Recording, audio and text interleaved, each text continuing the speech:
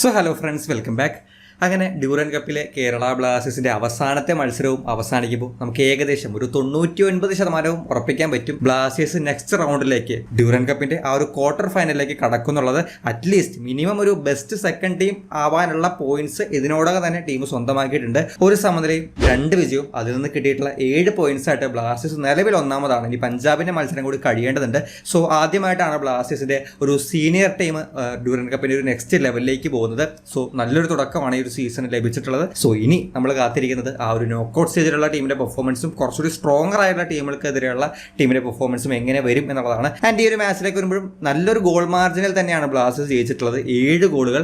നമുക്കറിയാം താരതമ്യേന ഈ പറഞ്ഞ പോലെ അത്ര സ്ട്രോങ് ആയിട്ടുള്ള ടീമിനെതിരെയല്ല നമ്മൾ കളിച്ചിട്ടുള്ളത്. പക്ഷേ ആദ്യത്തെ മാച്ചിനെ പറ്റി സംസാരിച്ചതുപോലെ തന്നെ ഈ വീക്കായുള്ള ടീമുകൾക്കെതിരെ കളിക്കുമ്പോൾ സ്ട്രോങ് ടീമുകൾക്ക് കിട്ടുന്ന ആ ഒരു ഡോമിനേഷൻ അത് ഈ ഒരു മാച്ചിലും കാണാൻ സാധിച്ചിരുന്നു. പ്രത്യേകിച്ച് ഈ ഒരു മാച്ചിന്റെ ഫസ്റ്റ് ഹാഫിൽ. സെക്കൻഡ് ഹാഫിലേക്ക് വരുമ്പോൾ കുറച്ചുകൂടി പ്ലേയേഴ്സിന് ഗെയിം ടൈം കൊടുക്കുക, ചില ചേഞ്ചസ്. ബ്രൈസ് മൊറാൻഡെ നമ്മൾ ലെഫ്റ്റ് ബാക്ക് ആയിട്ട് കണ്ടു, യോഹിംബെ കണ്ടു, ശ്രീകുട്ടൻ MS കണ്ടു. പിന്നെ അവസാന സമയങ്ങളിലേക്ക് വരുമ്പോൾ ഒരു 3CB വെച്ച് കളിക്കുന്ന ഫോർമേഷനിൽ ചെറിയ വേരിയേഷൻ പോലെയൊക്കെ ഫീൽ ചെയ്യുന്നുണ്ടായിരുന്നു. സോ സെക്കൻഡ് ഹാഫ് കുറച്ചധികം ഈ പറഞ്ഞ പോലെ പ്ലേയേഴ്സിന് ഗെയിം ടൈം കിട്ടുക, കുറച്ച് പതിയെ കളിക്കുക, അത്തരം ഒരു പാറ്റേണിൽ കളിച്ചതുപോലെയാണ് ഫീൽ ചെയ്തത്. പക്ഷേ ഫസ്റ്റ് ഹാഫിൽ ആ ഒരു ടോട്ടൽ ഡോമിനേഷൻ, തുടക്കം തൊട്ടേ ഗോൾ അടിക്കുന്ന രീതിയിൽ ബ്ലാസ്റ്റേഴ്സിന്റെ പെർഫോമൻസ് മാറുന്നുണ്ടായിരുന്നു. ആൻഡ് ഈ ഒരു മാച്ച് കൂടി ഡ്യൂറൻ കപ്പിൽ 3ാമത്തെ മാച്ച് കൂടി കഴിയുമ്പോൾ നമുക്ക് ഉറപ്പിക്കാൻ പറ്റുന്ന കുറച്ചധികം കാര്യങ്ങളുണ്ട്.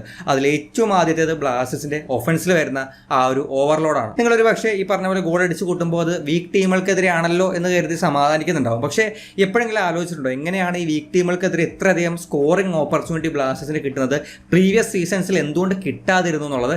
അത് ഈ ഒരു മാച്ചിലേക്ക് വരുമ്പോൾ നമുക്ക് ടാക്ടിക്സിലാണെങ്കിലും പ്ലേയേഴ്സിന്റെ ആ ഒരു റോളുകളിൽ നമുക്ക് ആ ഒരു ഡിഫറൻസ് കാണാൻ സാധിക്കുന്നുണ്ട്. ഒരു നോർമൽ ഫ്ലാറ്റ് 4-4-2 അല്ലെങ്കിൽ അവിടുത്തെ കഴിഞ്ഞ സീസൺസിൽ ബ്ലാസ്റ്റേഴ്സിന്റെ പ്ലേയേഴ്സ് ഉണ്ടായിരുന്ന റോളുകളെക്കാൾ കൂടുതൽ അറ്റാക്കിംഗ് ഓപ്ഷൻസ് നിലവിലെ ഈ 4-3-3 നമുക്ക് പ്രൊവൈഡ് ചെയ്യുന്നുണ്ട്. സോ ആ ഒരു ഓപ്ഷൻസ്, അറ്റാക്കിംഗ് മെത്തേഡ്സ് ഒരു കാര്യത്തിലോ 2 കാര്യത്തിലോ മാത്രം ഒതുങ്ങി നിൽക്കാതെ ഒന്നിലധികം വഴികളിൽ നമുക്ക് മുന്നിലേക്ക് പന്തെത്തുന്നുണ്ട്. ആ വഴികൾ ഈ 3 മാച്ചുകളായിട്ട് പല രീതിയിൽ നമ്മൾ കാണുന്നത് കൊണ്ടാണ് ഇത്രയധികം ഗോളുകൾ പ്രത്യേകിച്ച് വീക്ക് ടീമുകൾക്കെതിരാണെങ്കിൽ പോലും സ്കോർ ചെയ്യാൻ സാധിച്ചിട്ടുള്ളത്. അതിൽ നമ്മൾ ഏറ്റവും അധികം എടുത്തു പറയേണ്ടത് ലൂണ ഡിപ്പെൻഡൻസി ഇല്ലാത്തൊരു ഗെയിം സ്റ്റൈലിൽ നിലവിൽ ബ്ലാസ്റ്റേഴ്സിന് ഉണ്ടെന്നുള്ളതാണ്. ഈ 3 മാച്ചിൽ ലൂണയുടെ പെർഫോമൻസ് ഒന്ന് കമ്പയർ ചെയ്യുമ്പോൾ നമുക്കറിയാം ലൂണ കളിക്കുന്നുണ്ട്. പക്ഷേ എവിടേക്കോ ലൂണയുടെ ഒരു മാജിക്കൽ ടച്ച് അല്ലെങ്കിൽ ഒരു എക്സ്ട്രാ ഓർഡിനറി ആയിട്ട് കളിക്കുന്ന ലൂണ, ആ ഒരു ലൂണയെ നമുക്ക് മിസ്സാവുന്നുണ്ട്. അല്ലെങ്കിൽ ഒരു ലൂണ എലമെന്റ് എന്ന രീതിയിൽ വേർതിരിച്ച് വെക്കാൻ പാകത്തിന് ഈ 3 മാച്ചുകളിലും ആ ലെവലിലേക്ക് ലൂണ വന്നിട്ടില്ല. ഒരു പക്ഷേ ഫിറ്റ്നസിന്റെ പ്രശ്നങ്ങളായിരിക്കാം, ദുർബലമായുള്ള ടീമുകൾക്കെതിരെ കളിക്കുന്നത് കൊണ്ടോ പരിക്ക് വരാതിരിക്കാനോ അമിതമായിട്ട് എനർജി പ്രൊവൈഡ് ചെയ്യാത്തതായിരിക്കാം, അല്ലെങ്കിൽ മേ ബി ഈ സേവിങ് ഫോർ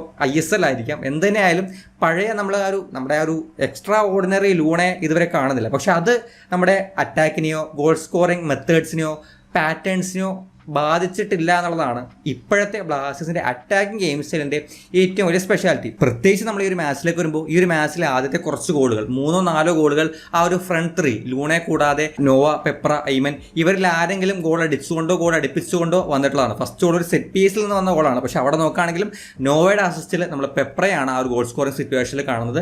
2ാമത്തെ ഗോളിലേക്ക് വരുമ്പോൾ അവിടെ എയ്മൻ ആണ്. എയ്മൻ റൈറ്റ് വിങ്ങിൽ കളിക്കുന്ന എയ്മന്റെ ക്രോസിൽ ഈ ലെഫ്റ്റ് വിങ്ങിൽ കളിക്കുന്ന നോവയാണ് ആ ഒരു ഗോൾ കൺവേർട്ട് ചെയ്യുന്നത്. 3ാമത്തെ ഗോളിലേക്ക് വരുമ്പോൾ സ്ട്രൈക്കറായിട്ട് കളിക്കുന്ന പെപ്ര ഒരു അസിസ്റ്റ് കൊടുത്തിട്ടാണ് ബ്ലാസ്റ്റേഴ്സിന്റെ 3ാമത്തെ ഗോൾ എയ്മൻ സ്കോർ ചെയ്യുന്നത്. അതുപോലെ തന്നെ പെപ്ര കൊടുക്കുന്ന ഒരു അസിസ്റ്റിൽ നമ്മുടെ നോവ മറ്റൊരു ഗോൾ സ്കോർ ചെയ്യുന്നുണ്ട്. സോ ഈ രീതിയിൽ ആ ഒരു ഫ്രണ്ട് 3യിൽ വരുന്ന ഒരു അറ്റാക്കിംഗ് പാറ്റേൺ അല്ലെങ്കിൽ ഫ്രണ്ട് 3യുടെ ഒരു കോമ്പിനേഷനിൽ വരുന്ന ആ ഒരു ഗോൾസ് നമ്മൾ ഈ ഒരു മാച്ചിൽ കാണുന്നുണ്ട്. പ്രത്യേകിച്ചും ഒരു 4-4-2 2 സ്ട്രൈക്കറിനെ വെച്ച് കളിക്കുന്നതിനേക്കാൾ കൂടുതൽ വിട്ട്, പ്രത്യേകിച്ചും ആ ഒരു സെൻട്രൽ വെച്ച് പന്ത് ഇന്റർസെപ്റ്റ് ചെയ്ത് കഴിഞ്ഞാൽ നമുക്ക് 2 വൈഡ് ഏരിയാസിലും പ്ലേയേഴ്സ് ഉണ്ട്. അവരുടെ ഫുൾ ബാക്ക് ഓവർലാപ്ഡ് ആണെങ്കിൽ ഓട്ടോമാറ്റിക്കലി നമുക്ക് അവിടേക്ക് ഒരു പന്ത് വെച്ച് കൊടുക്കേണ്ടതിന്റെ ഒരു ആവശ്യം മാത്രമേ വരുന്നുള്ളൂ. നമ്മൾ പെപ്ര അസിസ്റ്റ് കൊടുത്ത് നോവ സ്കോർ ചെയ്ത ഗോളിലേക്ക് നോക്കുകയാണെങ്കിൽ അവിടെ ഒരു ട്രഡീഷണൽ ഫ്ലാറ്റ് 4-4-2 ആണ് കളിക്കുന്നതെങ്കിൽ അങ്ങനെ ഒരു ഓപ്ഷൻ ഒരു പക്ഷേ വിങ്ങിൽ നമുക്ക് കിട്ടിക്കൊള്ളണമെന്നില്ല. സോ അത് ഇവിടെ ഒരു അറ്റാക്കിംഗ് ഓപ്ഷനായിട്ട് എക്സ്ട്രാ വരുന്നുണ്ട്. അത് മാത്രമല്ല വരുന്നത്, കഴിഞ്ഞ മാച്ചുകളിലേക്ക് നോക്കുകയാണെങ്കിൽ നമ്മുടെ സെൻട്രൽ കളിക്കുന്ന ഇപ്പോൾ ലൂണ, ദാനിഷ് ഫാറൂഖ് കളിച്ച സിറ്റുവേഷനിൽ മുംബൈക്കെതിരെ അവർ വെച്ച് കൊടുക്കുന്ന ഫ്രണ്ടിലേക്ക് വെച്ച് കൊടുക്കുന്ന അസിസ്റ്റിൽ നിന്ന് ഇതേ വിങ്ങേഴ്സ് അല്ലെങ്കിൽ സ്ട്രൈക്കേഴ്സ് സ്കോർ ആയിട്ടുള്ള ഗോളുകൾ നമ്മൾ കണ്ടായിരുന്നു. പിന്നെ ഫുൾ ബാക്ക് നമ്മുടെ ഈവൻ ദോഹലിംഗ് ഓവർലാപ്പ് ചെയ്ത് ക്രോസ് കൊടുക്കുന്ന ഗോൾ ഈ ഒരു മാച്ചിൽ നമ്മുടെ നവോച്ച സിംഗ് ഇൻസൈഡിലേക്ക് വന്നിട്ട് ഒരു ഗോൾ സ്കോർ ചെയ്യുന്നുണ്ട്. സോ ഒരു ഫ്ലാറ്റ് 4-4-2 വെച്ച് നോക്കുമ്പോൾ അതിനേക്കാൾ കൂടുതൽ അറ്റാക്കിംഗ് ഓപ്ഷൻസും അറ്റാക്കിംഗ് പാറ്റേൺസും മെത്തേഡ്സും നമുക്ക് ഇത്തരം ഒരു ഫോർമേഷനിൽ കിട്ടുന്നുള്ളത് കൊണ്ടാണ് നമുക്ക് ഇത്തരത്തിൽ ഗോൾ അടിച്ചു കൂട്ടാനും അല്ലെങ്കിൽ ഒന്നിലധികം ഗോളുകൾ അത് 1, 2, 3 മാത്രം ഒതുങ്ങാതെ മുന്നോട്ട് പോകുന്നതിനുള്ള കാരണം. ആൻഡ് ഇവിടെ നമ്മൾ അറ്റാക്കിംഗ് ഓപ്ഷൻസും അറ്റാക്കിംഗ് പാറ്റേൺസും വീക്കായ ടീമുകൾക്കെതിരെയാണ് ഈ 3 മാച്ചിൽ കണ്ടിട്ടുള്ളത്. താരതമ്യേന അത് കുറഞ്ഞത് പഞ്ചാബ് FCക്കെതിരെ കൂടിയായിരുന്നു.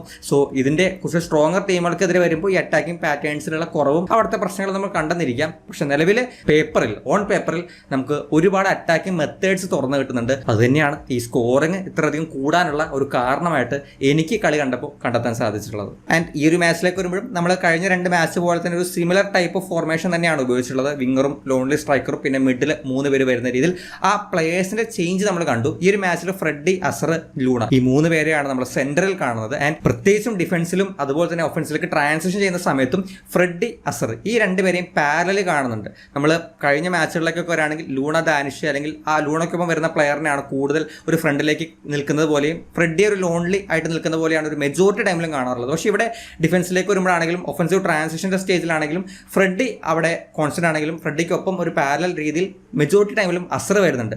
And at the same time അറ്റാക്കിലേക്ക് വരുമ്പോൾ അവിടെ അസറിന്റെ പ്രസൻസ് ഉണ്ട് താനും. ടീം ബോക്സിന്റെ ഏരിയാസിലേക്ക് വരുമ്പോൾ ലൂണയ്ക്കൊപ്പം നമ്മൾ അസറിനെ കാണുന്നുണ്ട്. സോ ഈ ഒരു സംഭവം നമുക്ക് ഫസ്റ്റ് ഹാഫിൽ കുറച്ചധികം സ്റ്റെബിലിറ്റി തന്നതുപോലെ ഫീൽ ചെയ്യുന്നുണ്ടായിരുന്നു. പ്രത്യേകിച്ചും ഡിഫൻസിൽ വെച്ച് പെട്ടെന്ന് പന്ത് റിക്കവർ ചെയ്ത് അറ്റാക്കിലേക്ക് കൊണ്ടുവരാനുള്ള ഫ്രെഡിക്ക് ഒരു കൂട്ടായിട്ട് എപ്പോഴും അസർ ഉണ്ടാവുന്നുണ്ടായിരുന്നു ഡിഫൻസീവ് സ്റ്റേജിലേക്ക് വരുമ്പോൾ. ആൻഡ് ഒഫൻസീവ് സ്റ്റേജിലേക്ക് വരുമ്പോൾ ലൂണയ്ക്കൊപ്പം അല്ലെങ്കിൽ ലൂണയ്ക്ക് ഒരു പാരലൽ രീതിയിൽ അസറിനെ കാണുന്നുണ്ട്. സോ ഈ ഒരു പൊസിഷൻ ക്രൂഷ്യലാണ്. അസർ കളിക്കുന്ന ആ ഒരു പൊസിഷൻ ആര് ഏത് രീതിയിൽ എങ്ങനെ മാനേജ് ചെയ്യുന്നോ അതിനനുസരിച്ച് നമുക്ക് ആ ഒരു സ്റ്റെബിലിറ്റിയും അറ്റാക്കിൽ ആ ഒരു കൺട്രോളും കിട്ടുമെന്നാണ് തോന്നുന്നത്. സോ ഈ ഒരു മാച്ചിൽ ഫസ്റ്റ് ഹാഫിൽ പ്രത്യേകിച്ചും അസറിനെ ഉപയോഗിച്ച രീതി വളരെ നല്ല രീതിയിൽ ടീമിന് വർക്കായിട്ടുണ്ടായിരുന്നു. സെക്കൻഡ് ഹാഫിലേക്ക് വരുമ്പോൾ ഫ്രെഡിയെ മാറ്റി നമ്മുടെ യോഹിംബെ കണ്ടു.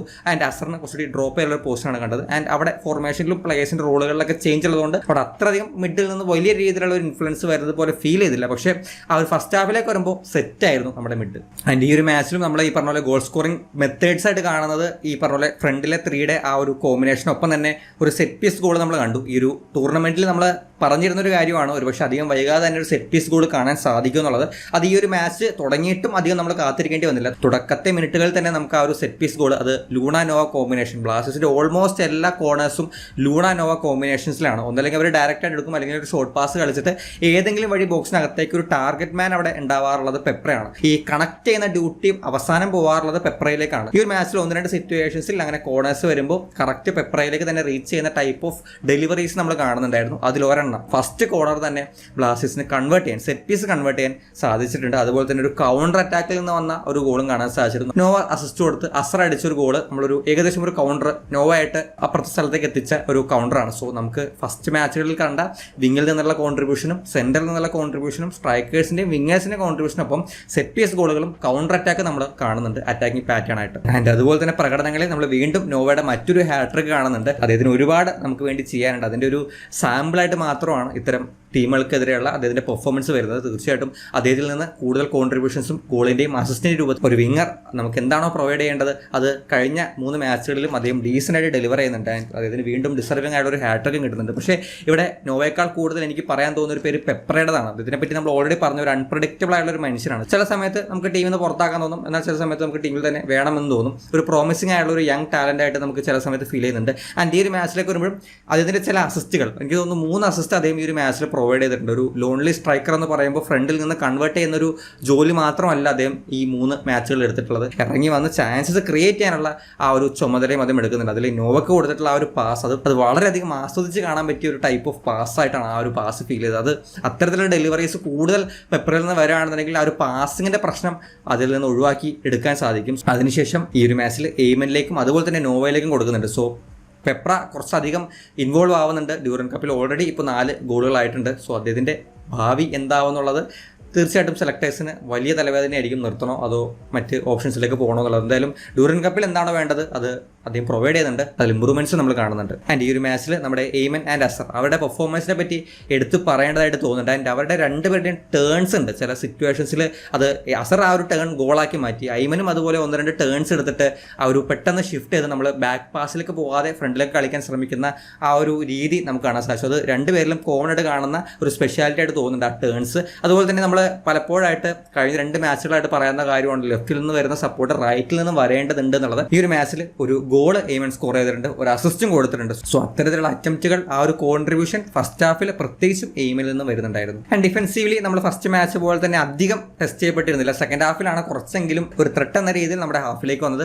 അവിടെ കുറച്ച് ഈ പറഞ്ഞ പോലെ ആശയക്കുഴപ്പങ്ങളും ചില through balls open team find ചെയ്യുന്നതും അവർക്ക് ഈ പറഞ്ഞ പോലെ കൃത്യമായിട്ട് കൺവേർട്ട് ചെയ്യാൻ പറ്റാത്തത് കൊണ്ട് ഗോളായി മാറാത്തതായിട്ടുള്ള സിറ്റുവേഷൻസ് കണ്ടിരുന്നു. സോ അറ്റാക്കിൽ നമുക്ക് ഒരുപാട് ഓപ്ഷൻസും ഒരുപാട് ഈ പറഞ്ഞ പോലെ പ്ലേയേഴ്സിന്റെ ഓവർലോഡും കാണുമ്പോൾ അത് തീർച്ചയായിട്ടും ഒരു സെറ്റ് ബാക്ക് ആയിട്ട് വരാൻ പോകുന്നത് ഡിഫൻസിലേക്കായിരിക്കും. ഒരു പെട്ടെന്നൊരു ട്രാൻസിഷൻ വന്നാലോ ഒരു കൗണ്ടർ വന്നാലോ നമ്മുടെ പ്ലേയേഴ്സിന്റെ എണ്ണത്തിലൊരു കുറവ് നമുക്ക് ഡിഫൻസിൽ കാണാൻ സാധിക്കും. സോ അവിടെ നമുക്ക് നല്ല സ്ട്രോങ് ആയിട്ടുള്ള ഡിഫൻഡേഴ്സ് വേണ്ടത്, ഒരു എററിന് സാധ്യതയില്ലാത്ത രീതിയിൽ ഡിഫെൻഡ് ചെയ്യേണ്ടതിന്റെ ഒരു ആവശ്യം നമ്മുടെ സെൻട്രൽ ബാക്സിനും അതുപോലെ തന്നെ ആ ഒരു ഡിഫൻസീവ് മിഡ് പ്ലസ് ഈ ഫുൾ ബാക്സിനും വരുന്നുണ്ട്. സോ അവിടെ കുറച്ചുകൂടി ടഫായിട്ടുള്ള അല്ലെങ്കിൽ കുറച്ചുകൂടി ഒരു ഉറപ്പ് നമുക്ക് കിട്ടേണ്ടതുണ്ട് എന്ന് തോന്നുന്നുണ്ട്. ഇനി കോയിഫ് മറ്റ് അഡീഷൻസ് വരുമ്പോൾ ചിലപ്പോൾ അതിൽ വ്യത്യാസങ്ങൾ കണ്ടേക്കാം. പക്ഷേ ഒരു ലോങ് ബോൾ വരുമ്പോഴോ ഹൈ ബോൾ വരുമ്പോഴോ ബാക്കിൽ സ്പേസ് വരും എന്നുള്ളത്, സോ അത് ടീം എങ്ങനെ മാനേജ് ചെയ്യുന്നുള്ളതും അവിടെ ടീം എങ്ങനെ പെർഫോം ചെയ്യുന്നു എന്നുള്ളതും കൂടുതൽ അറ്റാക്സ് വരുമ്പോഴാണ് നമുക്ക് മനസ്സിലാക്കാൻ സാധിക്കുക. നിലവിലെ നമുക്കൊരു പ്രോമിസിങ് ഫീൽ നമ്മുടെ ഡിഫൻസ് തരുന്നില്ല.